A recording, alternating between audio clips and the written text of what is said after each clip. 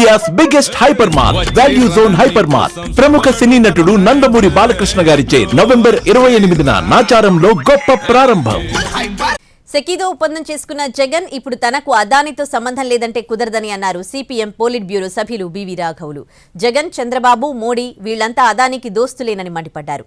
విద్యుత్ కొనుగోలు ఒప్పందాల విషయంలో చంద్రబాబు, పవన్ కళ్యాణ్ మౌనవ్రతం వీడాలని అన్నారు. సెకీతో ఒప్పందాలను కూటమి ప్రభుత్వం తక్షణమే రద్దు చేసుకోవాలని డిమాండ్ చేశారు. కీడు చేసే దోస్తులుగా ఆ రోజు వ్యవహరించారు. అందుకని అదానీ మీద చర్యలు తీసుకుంటేనే సరిపోదు, ఇక్కడ ముడుపులు పుచ్చుకున్న జగన్మోహన్ రెడ్డి మీద కూడా చర్యలు తీసుకోవాలి. మరి ఈడీలు, సిబిఐలు ఎందుకు తటపటాయిస్తున్నాయి? మోడీ గారు సమాధానం చెప్పాలి. ఈ పాటికి వాహనాలు వేసుకొని ఇళ్ల చుట్టూ ముట్టేస్తారు మిగతా వాళ్ళైతే. మరి ఈ విషయంలో జగన్మోహన్ రెడ్డి గారు పట్ల ఎందుకంత ఉదాసీనంగా మోడీ గారు వ్యవహరిస్తున్నారు అని చెప్పేసి ఆశ్చర్యకరంగా ఉంది.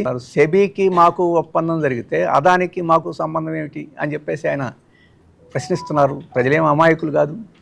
3 సార్లు అదానితో ఎందుకు సమావేశమయ్యారు? ఏం కుటుంబ వ్యవహారమా, పెళ్లి వ్యవహారమా, లేకపోతే ఏమన్నా ఇతర వ్యవహారాలు ఏమన్నా ఉన్నాయా? కానీ ఆ సందర్భంలోనే, ఆ సమావేశాల్లోనే ఈ ముడుపులు మారాయని చెప్పేసి ఈరోజు ఆరోపణ చేయబడుతున్నప్పుడు దానికి సమాధానం చెప్పకుండా సెకీకి మాకు ఒప్పందం జరిగింది అని చెప్పేసి చెప్పడం అనేది కుదరదు.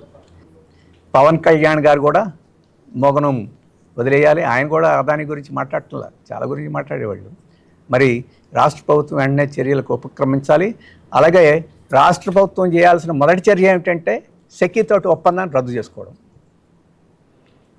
1,00,000 కోట్ల రూపాయలు ప్రజల మీద భారం పడే ఒప్పందాన్ని ఇప్పటికీ ఎలా కొనసాగిస్తానది? అందుట్లో 1,750 కోట్లు ముడుపులు తీసుకొని చేసుకున్న ఒప్పందాన్ని ఎలా కొనసాగిస్తారు? మన ఇండియా పేపర్ కాదు.